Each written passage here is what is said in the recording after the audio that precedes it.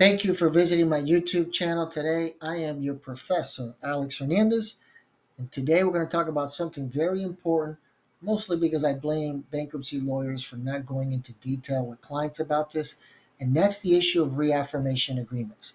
Now, when are reaffirmation agreements coming into play? It's always basically going to be tied in to secure debt, car loans, and mortgages. Could it be done theoretically, hypothetically? Is there anything that prevents it from being unsecured debt? No. Is it common? Absolutely not. There used to be only Sears. I used to see them do that on a regular basis down in Miami, and that stopped years ago that they stopped showing up. Now, what you're really doing with the reaffirmation agreement is you're just saying you're keeping that debt, that asset. That's all you're saying. The terms of the reaffirmation agreement don't change. If you're paying $500 a month, you're going to continue paying $500 a month. 15 months are left on the terms of the loan. Still got 15 months left. You're paying 5%. You're still paying 5%. Are those numbers negotiable? Again, there's no rule that says it's not. It's just not going to happen. It's rare for creditors to do that.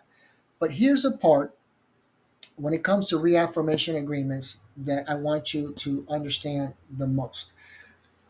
There's certain pitfalls associated with this. One being just simply that if you signed a reaffirmation agreement and then you can't afford that asset later on, you're going to have to wait 8 more years before you file another Chapter 7 bankruptcy. But this is the part where lawyers don't explain things to clients. That is a Fair Debt Collection Practices Act. That means there are certain things that creditors cannot do in order to collect a debt, right? They can't just show up at your house at 2 in the morning and say, give me your money or I break your kneecaps. We can't do that, right? Now, because there are certain rules, they've extended that beyond what the rule means. But the only reason that's done is because they want you to sign a reaffirmation agreement. So let me explain. When you are late on your credit cards, that's on your credit report, right? If you get a brand new credit card, that's also on your credit report.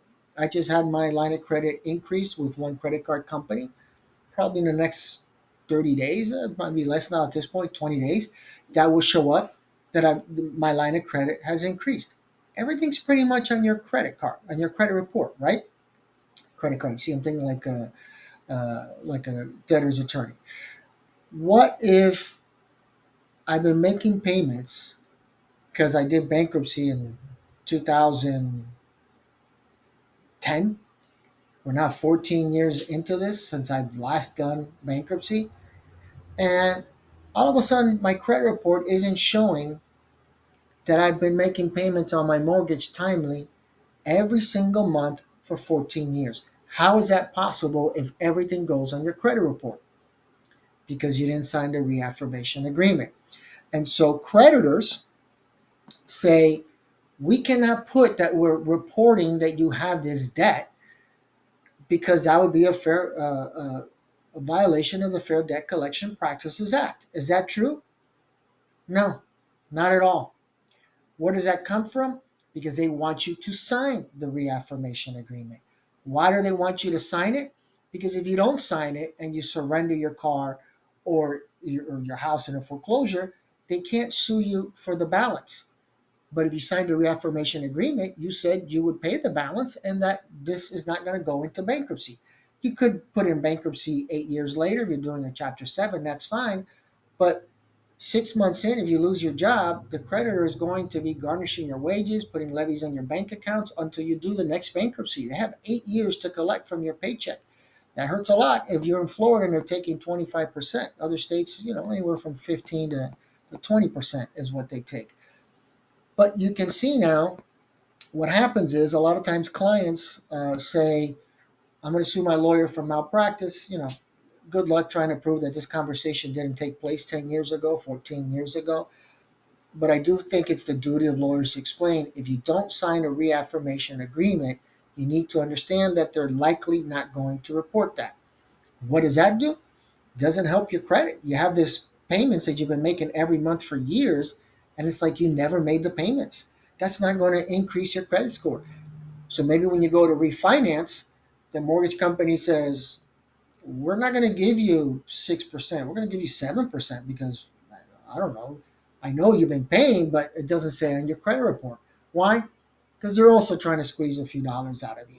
So that's what happens when you don't sign the reaffirmation agreement. It's just their way of holding on to you to try to force you. Now, some jurisdictions, like Florida, especially with car loans, have what they call the ride through option, which means if you don't sign the reaffirmation agreement, it's okay. They can't put a gun to your head and make you sign it. And so when you're done making your last payment on your car loan, you get the certificate of title. If it's a mortgage, there's no term for mortgage. It should be, I don't know, the sit through option or sleep through option or I live here option, but it has no name other than the ride through option because that was litigated in court saying we get to keep the car. We've been making payments. And that's exactly what happens. And they've extended that now to mortgages.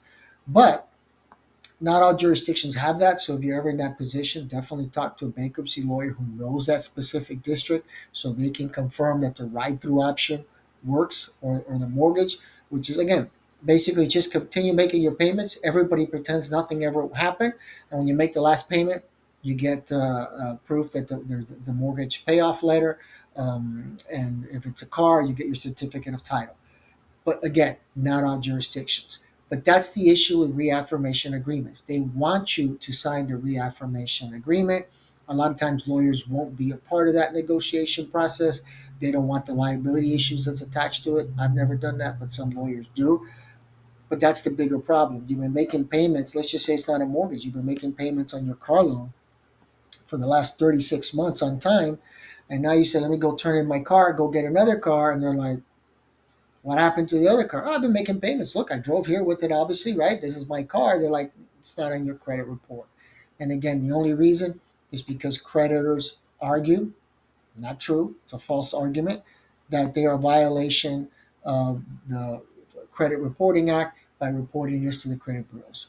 It's all bull, but I just want you to know that if you don't sign it, just realize that this could have the long-term consequences that you don't get any credits for payments you have made for years. Okay?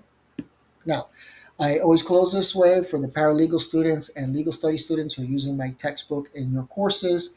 Just like everybody else who watches the video, feel free to comment and any questions you might have. I'll be more than happy to reply to you. I hope you're doing well in school, and I hope you're enjoying the textbook.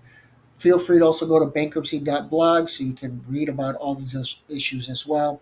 I convert everything into audio so you can listen in as a podcast and make it easier. I think I'm going to have a live podcast by the end of the year. I'm hoping. Let's push towards that. And likewise, for those of you who have subscribed to my channel, the last video I put the little subscribe button up here and even at the end. So I finally got that right. It's not I didn't get it right. I always forgot. And I promise I'll remember for this one. But if you like what you see, subscribe and go ahead and like and make any comments that you might have as well. All right. So thank you everyone for joining me today. Now you know the issue with reaffirmation agreements. Kind of buyer beware, right? Caveat emptor. If you don't sign a reaffirmation agreement, you're not going to get any credit and your credit score is not going to go up. All right. Take care, everyone. Continue towards that path of financial freedom. Take care.